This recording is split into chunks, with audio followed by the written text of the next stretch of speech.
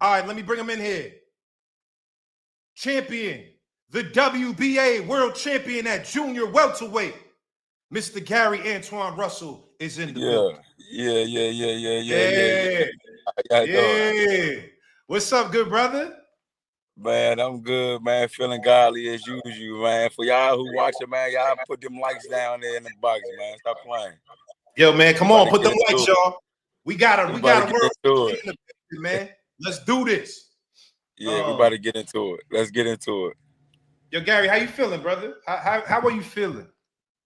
Man, I can't complain, man. We here for another one. You know, just like how I do in the boxing ring, man. I make these adjustments when necessary. So I'm good. Yeah.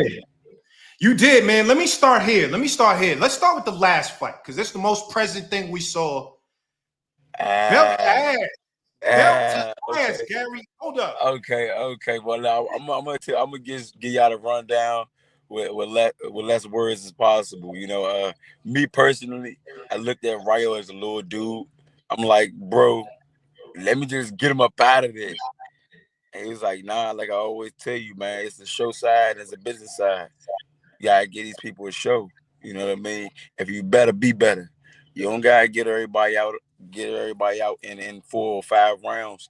Man, get these people something that they haven't seen. You know, take this boy in deep waters. I said, all right, so basically you want me to dismantle him in every way. He said, yeah. He can't beat you strength-wise. He can't beat you speed-wise. The IQ level, you seeing all that you need to see in all of these dudes in your division. Ain't nobody got shit for you. Man, go ahead and pick this dude apart. Take it to full well. And that's what I did. Was that the game plan, Gary? Was that the game plan? Like, let's take them all 12. Let's take them to deep waters? Yeah, take them deep water. That was the game plan. Even if you watch my interviews and stuff that I was doing before the fight, I was telling everybody, I'm going to dismantle him. I'm going to just dismantle him because that was the game plan. And it was one time in the fight. Like, I'm over here thinking that fighter against fighter, like, we're going to have respect for one another. Of course, it's mono way mono, me versus you.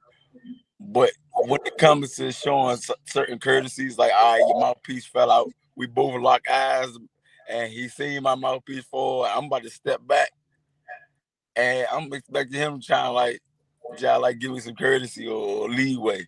He punched me right in my face. Boom. I'm like, okay. Hold up, that was early? That was early in the fight? That was like round 6 or so.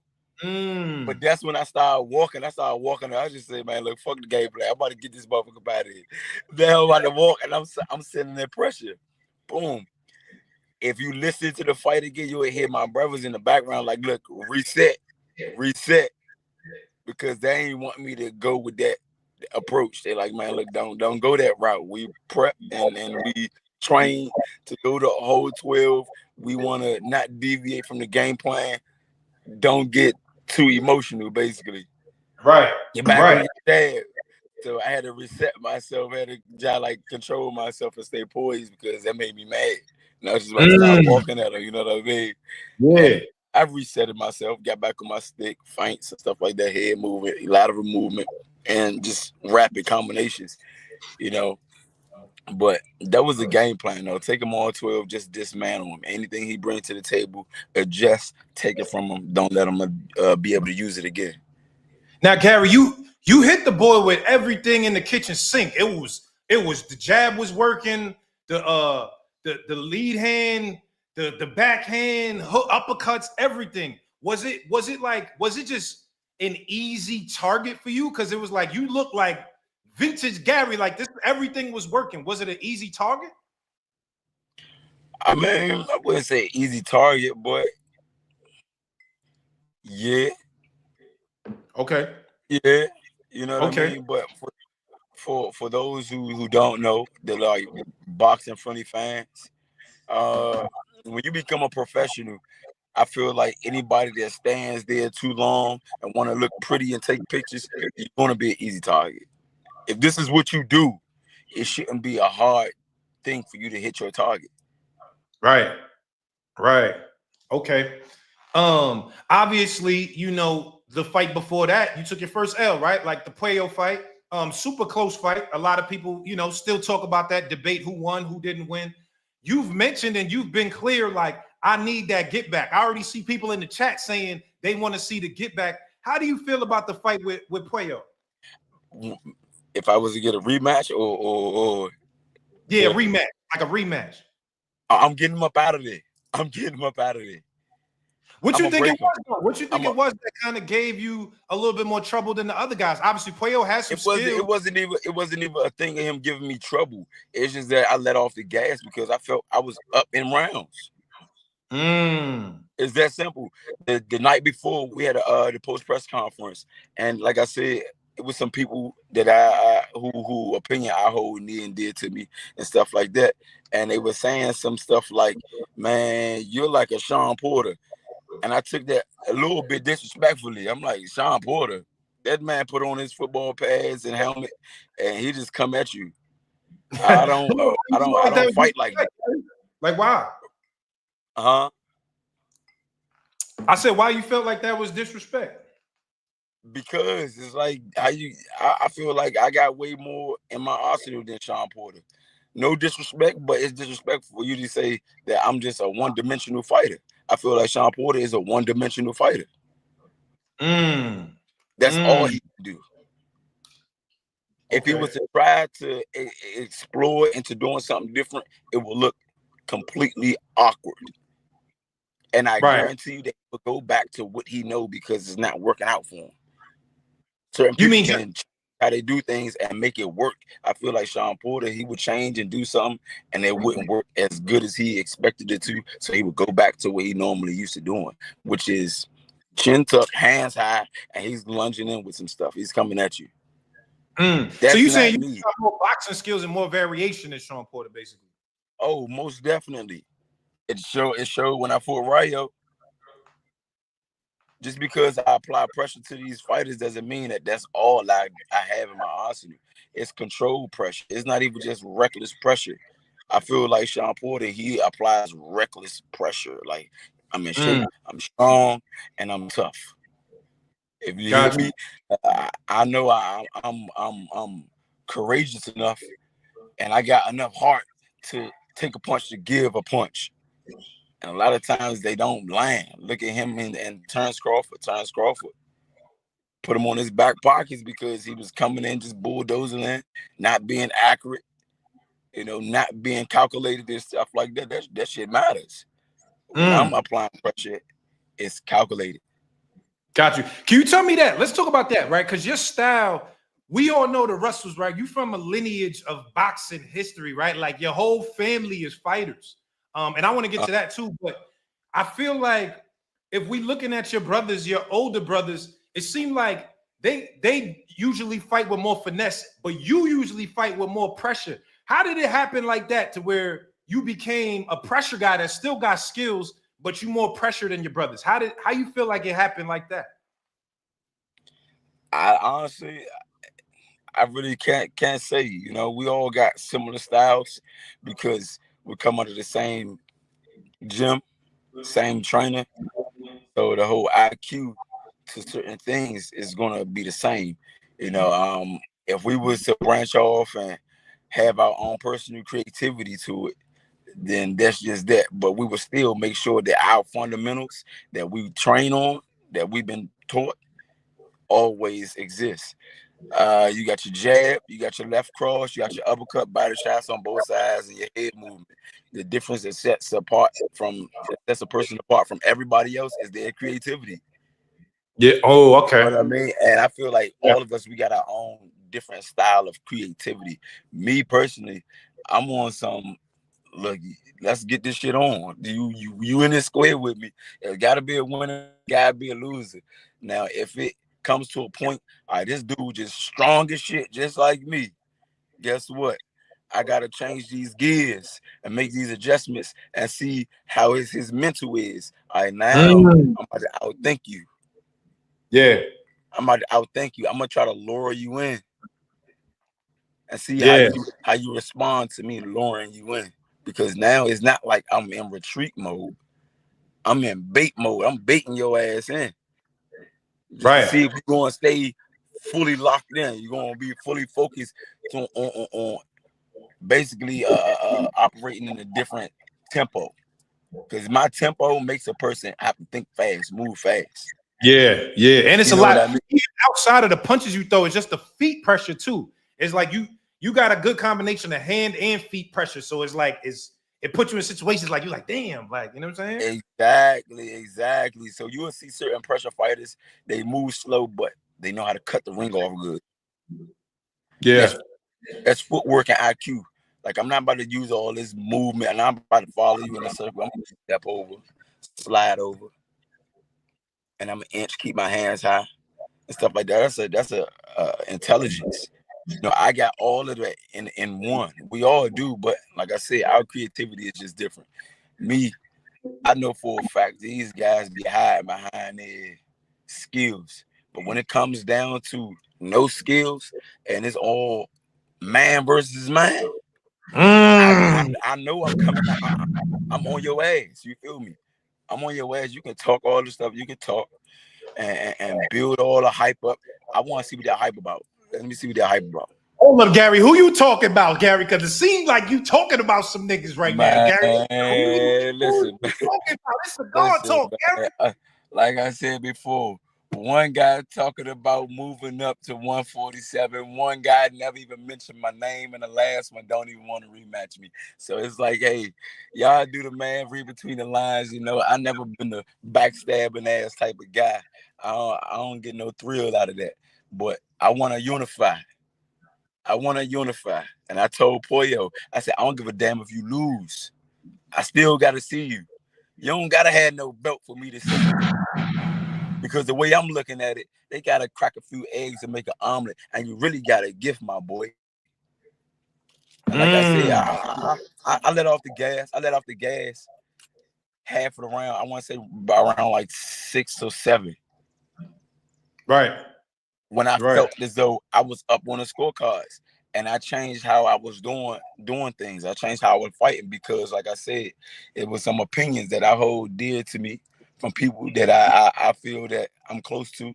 I am close to, you know what I mean? Their voice matters, basically. And it was like, man, you're one-dimensional, man. I said, all right, look, I'm gonna show y'all something a little different this fight. You know, I'm gonna keep them in the middle of the ring. It ain't gonna be no brawl. I'm not gonna have them on the ropes and applying pressure. We're just gonna keep them in the middle of the ring. But nah, Gary, we want to see you going at these niggas like you do. That's why we love Gary Antuanne. Hey, he said, man, get him up out of there. You know what I'm saying? Hold up. Oh, super chat in the building. We got a super chat. Salute. Stavros Begidis. My bad if I butchered your name. If you fight Hitchens, how do you get past the 74-inch reach? Come on, man. Are y'all not listening? I was in Pollo's chest round 1 to 7. It's nothing to get past the reach. The person with a reach better know how to use that motherfucker. That's all I'm gonna say.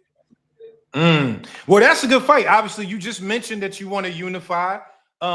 Richardson Hitchens just beat up Kambosos for his first title defense.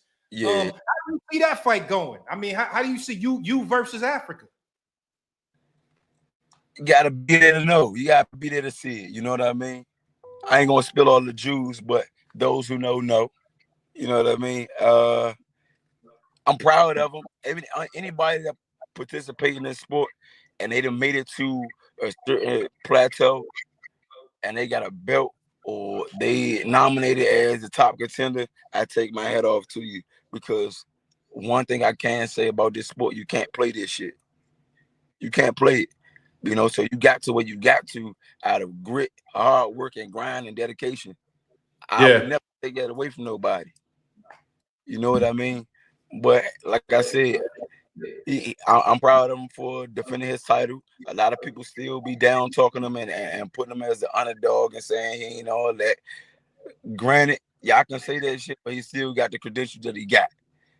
You know, Kambosos, he came off of I want to say he came off of a loss. He lost to Loma. Yeah, he lost to Loma.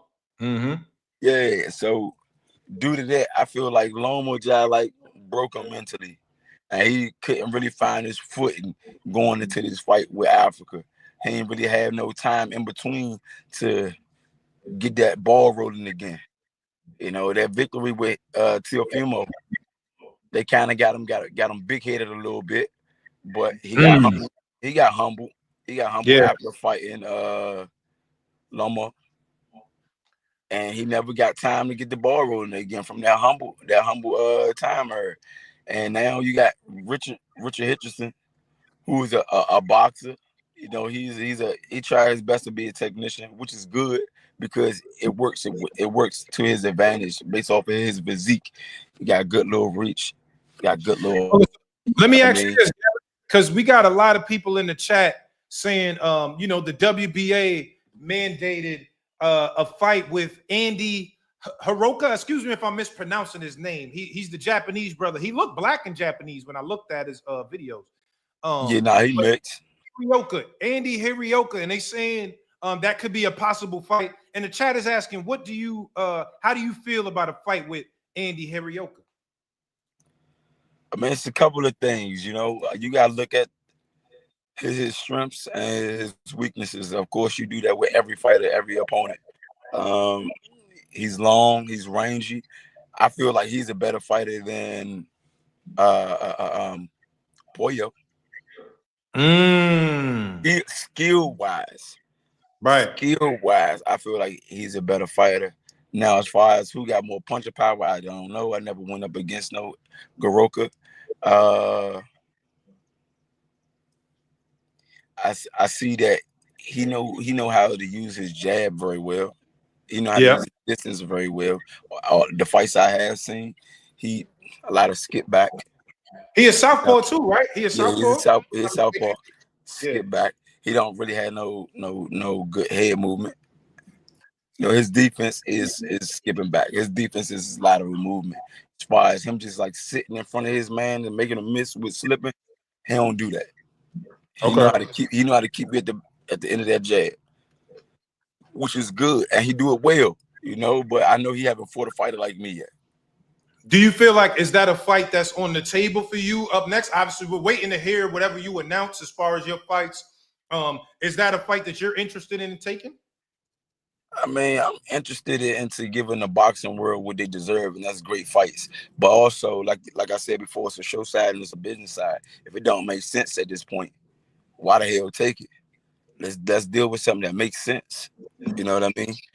Yeah. I didn't bust my ass to just continuously fight contenders. No, let's unify. If you are a contender that is climbing a ladder, okay, probably makes sense. But I would then have to go back into negotiations dealing with this contract and this Hiroka guy from where he from again? He's from Japan. He's from Japan. Yeah, but he looks black and Japanese. He got a little, I don't know, he got a little sauce or something. He look black and goddamn Panamanian. I seen him. He's a nigga. Yeah, I said, this nigga ain't Japanese. Who is this nigga right here? Who's this nigga? Right, stop playing. Nah, big five. Big five.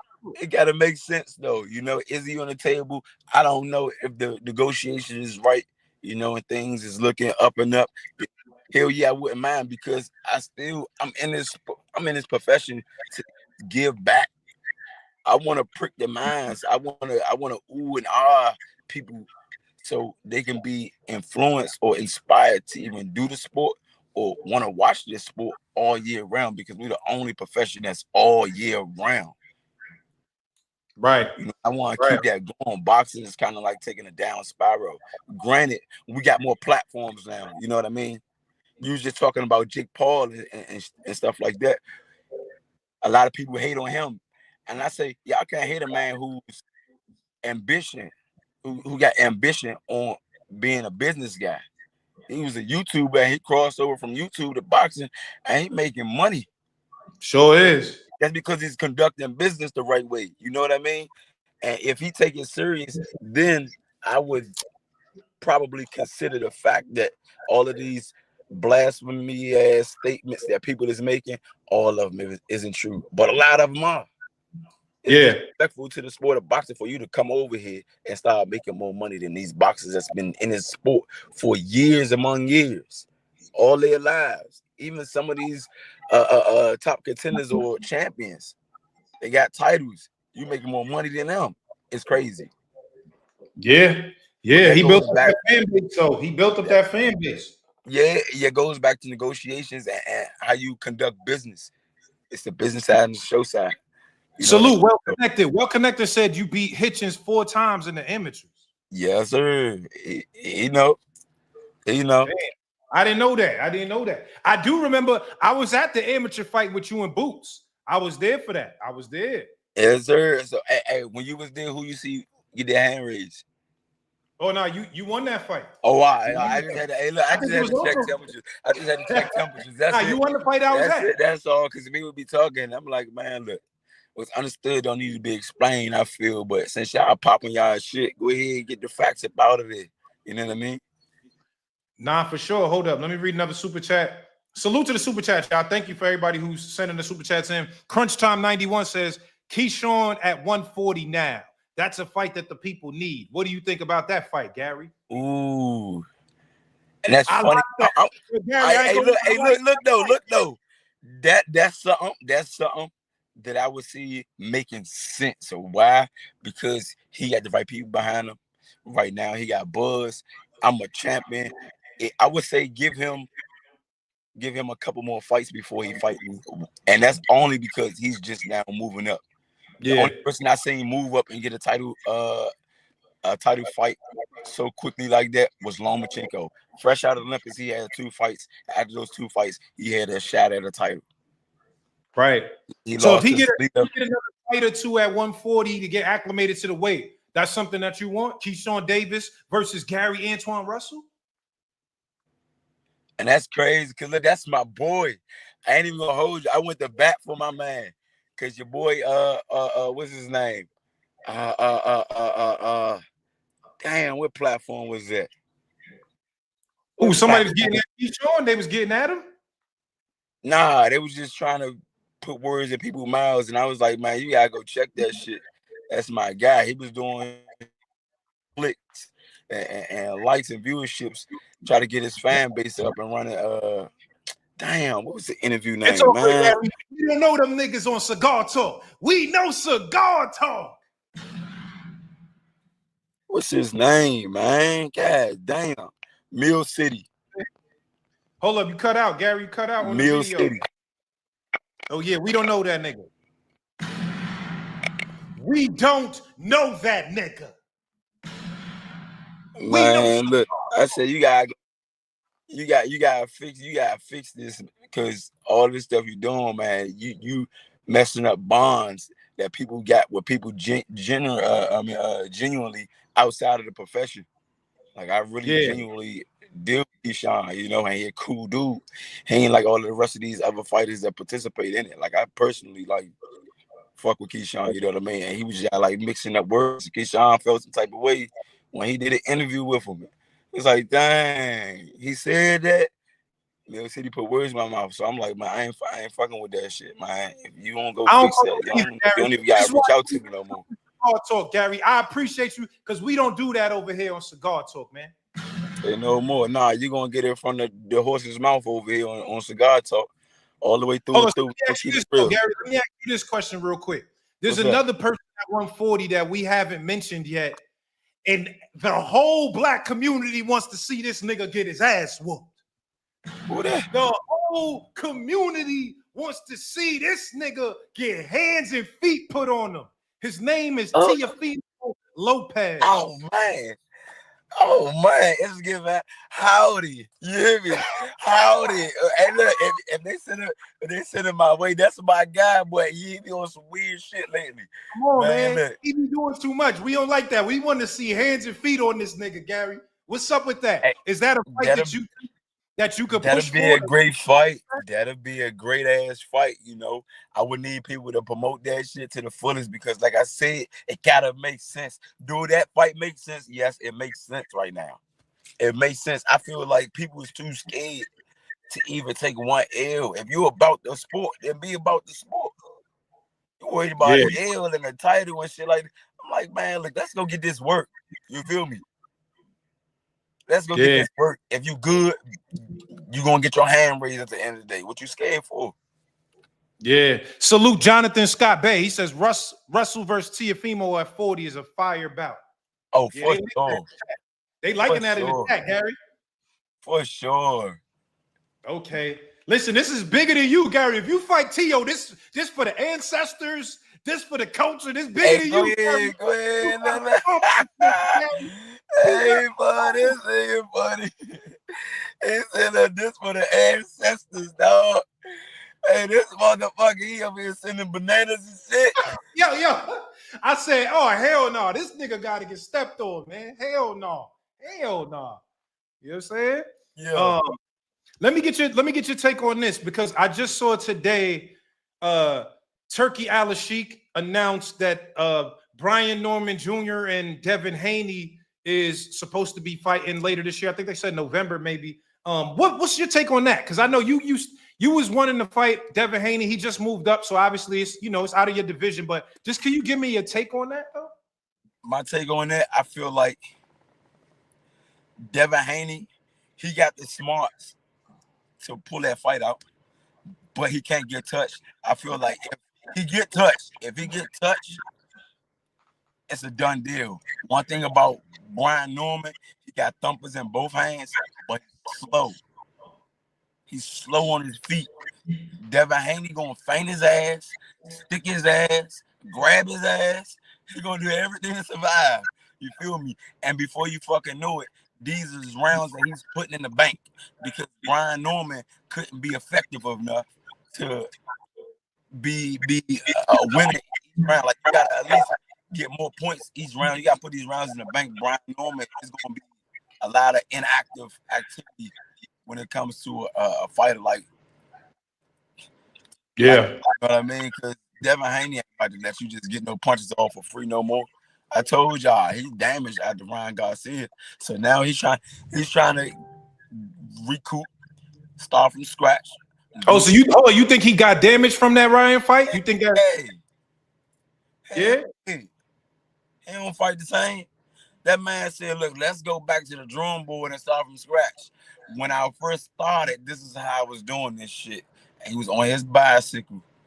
And that last fight out in New York, Times Square, he was on his bicycle, trying to be punctual as far as like just getting points. Move. This man faint at Devin Haney. He all the way across the ring. That is gone. I'm trying to tell you. But he made it work though.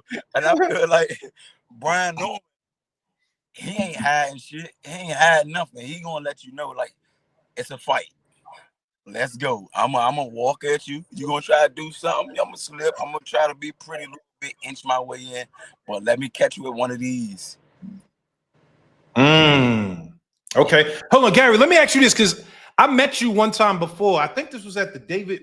That was the Puello card. That was David Benavidez undercard, I believe. Yeah. That was the first time I met you.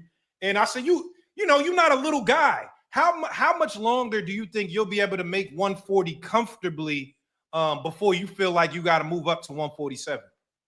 Honestly, I really can't put a time frame on it. Already locked in. I want to wipe out my division before I move up. It's not a lot of belts. It's 3 belts left. And look, everybody got to fight. You got to fight. Either fight or vacate, motherfucker. Yeah.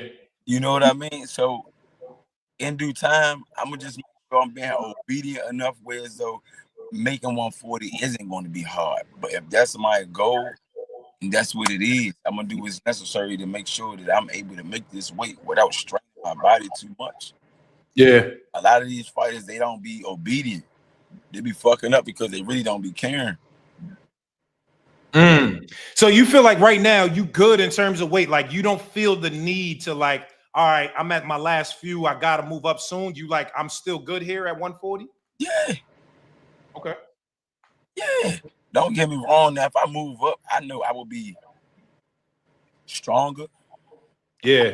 I feel good because it's almost like, damn, like when you lose weight, you make 140 or any weight, and you step on the scale, you make weight, you go eat, you feel replenished. You're like, oh, I got some food in my body now. Yeah, you got a little Right, more. right. You got a little extra juice now. Shit. Yeah, So that's how I would feel, and I know that would make me go from here to there. You know, yeah, honestly, I'm just waiting on that, to be honest. But I don't want to just hurry up and move too fast because I see what's on the table right now. I see right. what's on the table right now, and the 140 division always gonna be a stacked division. Yeah, you're right. I agree. Keyshawn and Tank coming up, I believe. Ain't Tank coming up too? Possibly. I think they're saying after Lamont Roach, they said possibly 140, possibly. Yeah, I wouldn't be surprised if Tank tried to get the Pacquiao fight if Pacquiao could beat Mario Barrios. You know what I'm saying? it would make sense. It would Mhm. make sense. It literally would. And the reason why I say that is because Tank, man, he just like, man, the LeBron of boxing right now. I feel like he done devoted himself to boxing wholeheartedly. And he gave the boxing world some buzz. You know, I agree. I agree. in the boxing world, man, for real. Hold on, let me ask you this, Gary. Well, first, are you how are you on time? Because I don't want to take up too much of your time. And just for the fans, me and Gary gonna do a real sit down. We're gonna get to the real shit. I just had to ask him some boxing questions because I wanted to tap in with him. Y'all know this is my favorite fighter at 140. I've been telling y'all. But we're gonna do a real sit down. So, Gary, how much you good on time or how you looking? Nah, I'm actually about to run to this car shop real fast, Okay. grab some stuff, but All right, so let me just get this last question out. Let me get this last question out because usually I invite the fans to try to ask a couple questions. I don't know if you got any time for that, but if not, it's all good. all right. All right, I just want to get two questions from the fans, and then we let you go. My last question for you is, um, damn, what I had? I had a good ass question too. Fuck, damn, I forgot my shit. Hold up. Let me all right, let me drop the link. I'm only giving two people right now, man. Gary Antuanne Russell's here. He gotta go. I'm only giving two people. Link is in the chat. If you hear link is in the chat, I'm gonna give two people the chance to ask Gary a question, and then he gotta go. Oh, here go. I remember my question. Respectfully, and I say this respectfully, Gary, because your dad, who is a legend, rest in peace to your father, who is a legend and raised a family, a tribe of boxers, and has done a lot for the boxing community. So I got to take my hat off to your family and your lineage. How is it for you, being that he was your head trainer, you learned everything from him, and now Mr. Gary Russell is your lead trainer, right? Like, what's the difference? And I guess how do you navigate that as a fighter now having a different trainer who's your brother? But can you talk about that? And my bad if this is a little too personal, but I just It, wanted to ask that but because this is important to it's me. personal, but I'm gonna sum it up for you real fast, man. My father, he was big on psychology. He was just Mm, he was a father. He was a full-fledged father. But long story short, he said a father has failed his child. No, when a father has failed his child, he didn't prepare their children for life without them. mm, You know what I mean? That's when a father or a parent has really failed their children. When they didn't prepare their children for life without their parents. And now that my father gone, the only really big obstacle other than my man being gone is making these adjustments. A lot of emotion that's behind that. yeah, Like I done scuffed my shoes. It's not like I lost the t-shirt or dirty my white pants and no shit. Like I lost my superhero. You feel me? yeah, He didn't raise all of that. Was the guy that was guiding the ship. He was taking us there, took us there, got us there. Now it's all on us. So the adjustment making. It's just like all of my brothers, I looked at all of us collectively as students. Yeah, it's a pecking order in the household. It's called royal order. The oldest, the next oldest, the next oldest, the next oldest, and we all gotta say so, but we only gotta say so to the younger. Even though you're the second oldest, you gotta listen to the oldest. right. You know what I mean, and the oldest can tell all of us what to do. That's just a royal order. You know what I mean? So, like I said, I'm looking at all of us as students.